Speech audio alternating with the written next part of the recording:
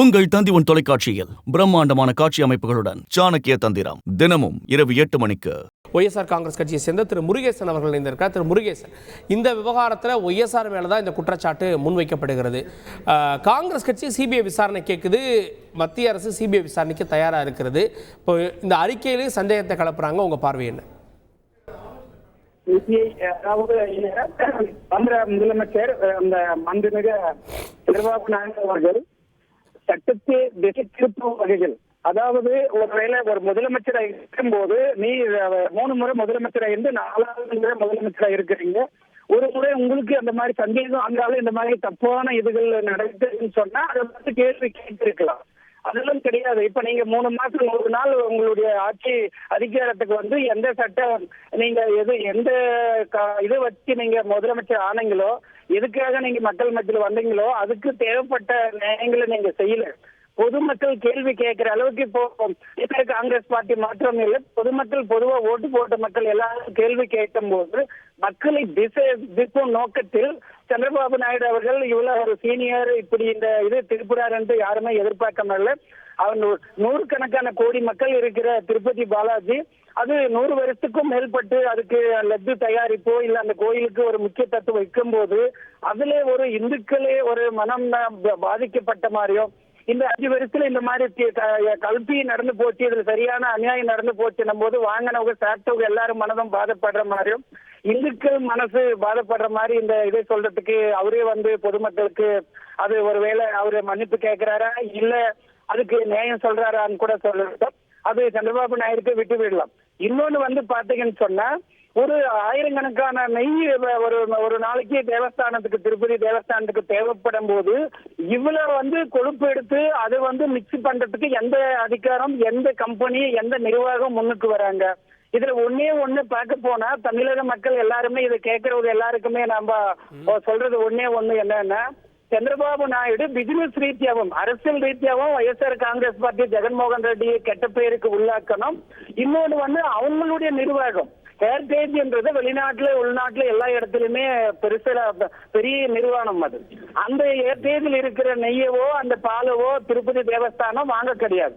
ஒருவேளை இந்த நெய் சப்ளை வந்து தமிழ்நாட்டில இருந்து கேரளாவில இருந்து சப்ளை இருக்கிறதுனால பிசினஸ் ரீதியா வியாபாரத்து ரீதியா ஒரு குற்றம் சொல்லி அந்த கான்ட்ராக்டை ரத்து பண்ணிட்டு மறுபடியும் ஹெரிட்டேஜுக்கு வச்சுக்கிறதுக்காக இதை பாக்குறாருன்னு சொல்லிட்டு நாங்க பொதுமக்களா இதை வந்து ஒரு நோக்கமா நாங்க பாக்குறோம். இது வந்து எப்படியுமே நடக்கிறதுக்கு வாய்ப்பே கிடையாது.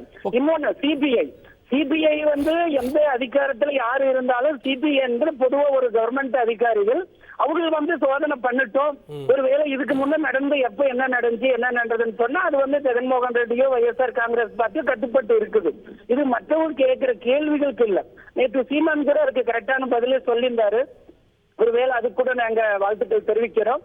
ஒரு இவ்வளவு 100கணக்கான 1000கணக்கான கோடிக்கணக்கான மக்கள் திருப்பதி தேவஸ்தானம் இந்துக்கள் வர்ற கோயில்ல இது கூட ஒரு அரசியல் ஆக்குறது சந்திரபாபு நாயுடுக்கு அவர் எக்ஸ்பீரியன்ஸ் அனுபவத்துக்கு ஏதோ தெலுங்குதேச கட்சிக்கு நியாயம் இல்லைன்னு சொல்லிட்டோம். பிசினஸ் ரீதியா நீ பாக்குறதுன்னா யார்கிட்ட நீ நினைச்சீங்கன்னா அது கண்டிப்பா அந்த அக்ரிமெண்ட் நீங்க மாத்திக்கலாம் போட்டுக்கலாம். அது மற்ற குற்றச்சாட்டுகளை வச்சு செய்யறது இல்லைன்னு சொல்லிட்டு நாங்க கச்சிதமா கண்டிக்கிறோம். பொதுமக்கள் முடியாதுன்னு சொல்லி நாங்க தெரிவிக்கிறோம். இப்போ இந்த விவகாரத்துக்கு அப்புறமா பாஜகவுக்கும் ஒய்எஸ்ஆர் பாஜகவுக்கும் தெலுங்கு தேசம் கட்சிக்கு இடையிலேயே ஒரு உரசல் இருக்க மாதிரி பாக்குறீங்களா? ஏன்னா வந்து அந்த ரிப்போர்ட்டை கொடுங்கன்னு மத்திய அரசு கேட்குது, இன்னும் இவங்க ரிப்போர்ட் கொடுத்த மாதிரி தரல. இதுல அவங்களுக்கு இடையில ஏதாவது மோதல் இருக்கா? இல்ல, அது வந்து அவங்க கூட்டணி அரசு, அவங்க 3 கட்சிகள் கூட்டணி ஆட்சி பண்றாங்க. ஒன்றிய அரசு பாஜகவுக்கு அந்த பொறுப்பு இருக்குது. அவங்க வந்து இப்ப இவங்க ஒரு ஆள் குற்றம் சொல்றாங்க, இல்ல அதுல வந்து இவங்களோட கூட்டணி இருக்குது. 2வது ஒரு மாநில அரசு ஒரு குற்றம் சொல்லும் போது அது சிபிஐ என்கொயரி போடுறதோ அது பாக்குறதோ அது அவங்களுடைய கடமை. அது வந்து தப்பு நியாயம் சொல்றது வந்து அது கவர்மெண்ட் அதிகாரி செய்யறாங்க. இன்னொன்னு வந்து முக்கியமான அம்சம் நான் என்ன சொல்ல வரேன்னு சொன்னா, ஒரு ஆட்சிகள் மாறலாம், அதிகாரிகள் வந்து அதே அந்த திருப்பதி தேவஸ்தானத்துக்கு ஏகப்பட்ட ஐஏஎஸ் ஐபிஎஸ் அதிகாரிகள் கண் பார்வையில தான் இந்த எல்லா வேலையுமே நடக்குது. இது சாதாரணமா ஒரு பேக்கரி கடையில ஏதோ அநியாயம் நடந்து போச்சுன்னு சொல்லிட்டு இப்ப தமிழ்நாட்டுல அப்பப்ப நம்ம பாக்குறோம் சோதனைகள் இந்த மாதிரி கலப்பு நடந்துக்குது, இந்த மாதிரி இந்த பண்ணை விற்க கூடாது, இந்த இட்லி விற்க கூடாது, இதுல இந்த ஆயில் மிக்ஸ் இருக்குது, இந்த அந்த மாதிரி சொல்றாங்க, அதுல கண்டுபிடிக்கிறாங்க, அவங்களை ரத்து பண்றாங்க. அதுக்கு வந்து நம்ம கண்டிப்பா ஒத்துக்கிறோம். இது வந்து இவ்வளவு பெரிய நிர்வாகம், ஐஏஎஸ் ஐபிஎஸ் கலெக்டரோட கண்ட்ரோல்ல நடக்கிற இது. அதிகாரங்கள் யாருனாலையும் மாறலாம், இந்த ஒருவேளை யாருக்குனாலும் ஆட்சி பவர் இருக்கலாம். இந்த அதிகாரிகள் அவங்களும் இருக்கிறாங்க இல்லையா, அவங்களும் இதை தப்பு செய்யறாங்கன்னு சொல்ல வராரா சந்திரபாபு நாயுடு காரு? இது வந்து புரியல. கண்டிப்பா பொதுமக்கள் இது கண்டிப்பா நியாயம் கிடைக்கும். சிபிஐ என்கொயரி போட்ட எந்த தப்பு இல்லைன்னு சொல்ல விரும்புறேன். உங்கள் தந்தி ஒன் தொலைக்காட்சியில் பிரம்மாண்டமான காட்சி அமைப்புகளுடன் சாணக்கிய தந்திரம் தினமும் இரவு 8 மணிக்கு.